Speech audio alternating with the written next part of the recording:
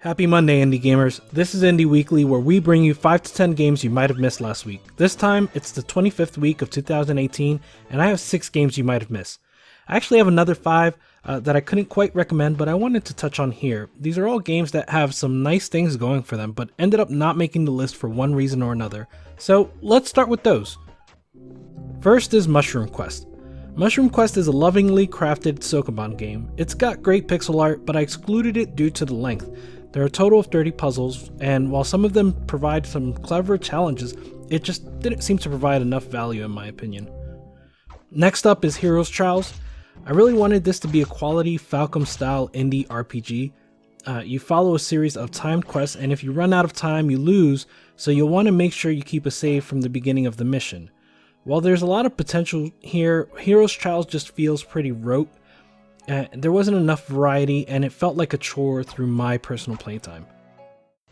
Next is Deadly Delivery. This felt a bit like Trials in 3D, which signed me up, but while Trials gets very challenging, this is basically a rage platformer from the outset. Getting to certain checkpoints definitely made me feel triumphant, but overall it felt too punishing to recommend. Next is FOBIA. FOBIA is an atmospheric platformer in the vein of Limbo. I like the flat colors art style, but the gameplay was too trial and error for my taste. Limbo is a game that certainly celebrates your death, but I feel it earned this better than this game does. FOBIA doesn't have any of the fantastical death animations. Mostly your Little Red Riding Hood character just drops lifelessly. Additionally, this game does not have a thematic focus on frustration like Limbo does. So while this is a competent atmospheric platformer, I fall shy of recommending it. And last is KOGENT Defender. This is a competent twin-stick shooter with a neat modular weapon system. Unfortunately, the environments and the enemies were both fairly bland. I'll certainly look forward to the next release from Amethyst Quarter, but this one falls short for me. Alright, again, these are games that barely made the cut, and I think the creators have a lot of potential, so I look forward to their next outings. That said, here are the top 6 games you might have missed from week 25 of 2018. Number 6, Sword of the Guardian. Made by a solo developer out of Hong Kong, Sword of the Guardian is a bit of an odd beat 'em up. It can sometimes be buggy, the dialogue is cliche and the localization is poor, but the combat is fantastic. I could not stop juggling already dead foes. You start by choosing one of 3 playable characters, Monk, Dwarf, or Swordsman. They each have unique fighting styles. For example, while the Monk and Swordsman can dodge out of danger, the Dwarf's dodge button is used for block. For each fighter, there are a ton of offensive options, and the controls are smooth. You can execute a basic combo by mashing on the attack button. You can throw daggers, bombs, and other items you pick up. And the star of the show here are the special moves that each character can execute. With these options, you can use your own ingenuity to create combos. There are 3 special moves: down, right, and attack for a lateral strike, down, up, and attack for a launcher, and B for an ultra move. The way these are tailored to each of the fighters is impressive. Monk's launcher. Number 5, Break the Targets. The 4 years I spent at a university was the only period of my life where I could consistently be around gamers with our machines at the ready. This led to bountiful sessions of Super Smash Bros. Melee, Mario Kart, and Halo. Before college life, however, the sessions were more infrequent. So how did I spend time in between bouts of N64 Smash Bros? In the Break Targets mode, of course. Smash, being a platform fighter, made it a good fit for action platforming levels that could be designed around each character's unique abilities. Enter Break the Targets, an indie game influenced by the classic Smash mode.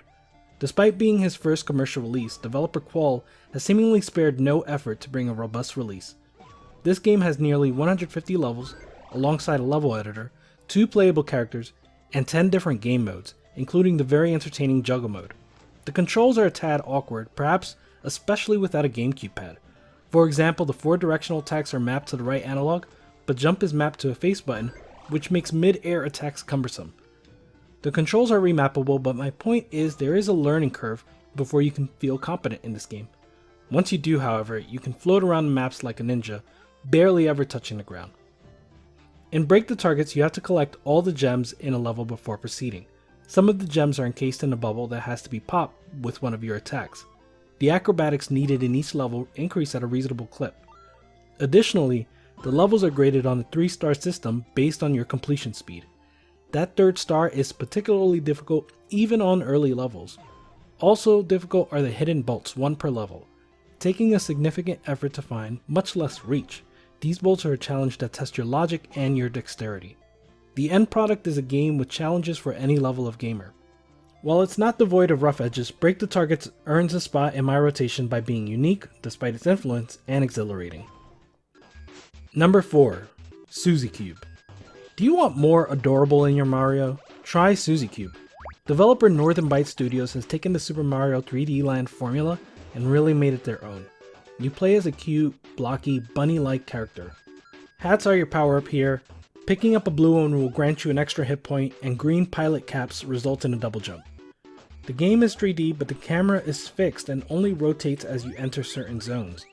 This camera treatment is what felt most like Super Mario 3D Land. I enjoyed that it would go from a side-on view for 2D platforming sections to behind-the-shoulder view for sliding segments and rooms with 3D platforming, and even to top-down areas with Captain Toad-like puzzles. All the while, the fixed camera meant the designer could hide collectibles in tricky out-of-sight corners. I did encounter a couple bugs where the camera didn't rotate properly, but this was rare and didn't stand in the way of my enjoyment. The collectibles in Suzy Cube come in the form of 3 stars hidden throughout the level. Even beyond the camera tricks, these are cleverly placed and provide an additional challenge for those that might find this game too easy. Some might require you to dispatch of all the bad guys in one section, or clear a platforming challenge in 3 seconds or less. This variety is what surprised me most about Suzy Cube. There was something novel to do at every turn. I suppose I shouldn't be too shocked though. This game is published by Noodle Cake Studios, who has been racking up quality experiences ever since Super Stickman Golf. Most of these have been on mobile, and while Suzy Cube is too, this seems to be Noodle Cake's first shot at publishing on Steam, which is quite welcome indeed. Number 3. Gravity Well. Gravity Well is a first-person puzzle platformer a la Portal and Cube. You play the part of a transporter on one last mission. You can make a lot of money by retrieving and returning the GW, but you're forbidden from looking at what's inside the suitcase. Naturally, you break that restriction immediately and find that the GW, aka Gravity Well, is a gun created from researching black holes that allows you to harness positive and negative singularities. You can use these powers to push and pull objects. The controls take some getting used to, but you won't be able to proceed until you have a basic handle on them. The way it works is you can shoot out a small orb-like round from your GW. If you hit the trigger again, it will stop the orb in midair wherever it is. This serves as an anchor, and now it will exert its force based on which singularity you had selected. For instance, you'll have to set it to positive singularity to push debris away from a door. Later, you'll use negative singularity to pull a platform closer to you or to pull a door open. This core mechanic is used to great effect, leading to a good variety of puzzles, including some real head scratchers. As an aside, I forgot there was a sprint button, which made my life harder than it needed to be, so yeah, don't be like me. In addition to the enjoyable play, the polish on display is impressive. There are hidden data logs which are fun to find, and are voice acted particularly well. I also enjoyed the opening segment where you're in the cockpit of your spaceship listening to a message before you can undock. The dashboard is adorned with nifty controls to look at while you're locked in your seat. It's a really nice touch and makes clear that the designers were considerate of players' experience. Knowing that the player will be frustrated by challenging puzzles, they went out of their way to make everything else pleasant. This balance makes Gravity Well a compelling play and easy recommend. Number 2. Haimrik. Binding of Isaac already proved a game can be cute and kind of gory. Haimrik agrees with this premise and then adds a narrative that gets blended into the gameplay itself. Each level sees the titular character Haimrik walking across stone bridges. The impending scenarios described on the floor you walk across. For example, here are the words that are inscribed on one level with 2 bridges. The top bridge says, "There was a crossbow and arrows on the ground, no doubt left by," and then the second bridge says, "The archers, hidden in the back of an old castle." In this level, archers literally appear and ambush you from the roofs of the castle behind you. If you've sussed out the danger before you make it to the word archers, you can prepare yourself by manifesting a crossbow and arrows from the respective words. There are 2 shields you can use as cover, picking out only when you're ready to fire. This unorthodox gameplay mechanism is intriguing and even endearing. To match that, Haimrik has a unique art style and aesthetic. The scenes are all a brown-tinged monochromatic with a comic sketch shader. Sets of levels are bookended with RPG-like town exploration, and during these segments you can chat it up with NPCs who are all depicted with exaggerated expressions.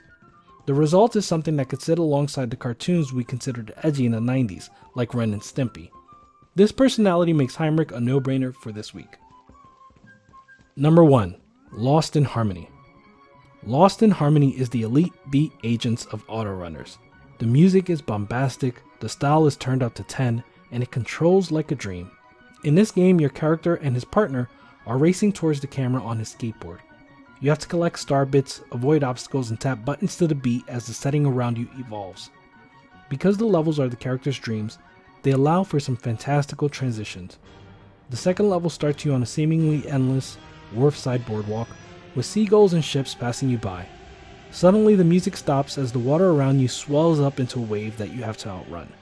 Then, as soon as it came, the wave subsides and the sun burns through the dark skies, turning them blue. Now you're on a tropical boardwalk. The surrounding sea is adorned with dolphins, sailboats, and miniature islands, and the music has returned to its booming characteristic. Like a creation by Mizuguchi of Luminous and Res fame, this game strikes a great balance with its two opposing traits: the scoring system that drives you to do well, and the zen-like atmosphere that keeps you cool-headed throughout. I'd also like to credit it for its dedication to controls. This game is available on mobile, and based on videos the controls look spot on there. But what's most surprising to me is that it doesn't feel like a mobile game ported to consoles. The pad controls are just as well suited, and it's clear they went the extra mile to tailor the experience to the platform. Lost in Harmony is my favorite game of the week, but it's also a delightful surprise. Even if this genre is not usually your jam, I urge you to take a look. Well, that's it for another Indie Weekly. We hope you've enjoyed these 6 games you might have missed. Before you leave, be sure to like this video if you enjoy the content, subscribe if you want to catch the next one, and comment down below with what you've been playing. We'd love to know. Also, our Yoku's Island Express video review is available now, so check that out. That stands as one of the best games I've played all year. Otherwise, follow us on Twitter or Steam to see our daily list of notable releases. Links for those are down below. Until the next weekly, peace.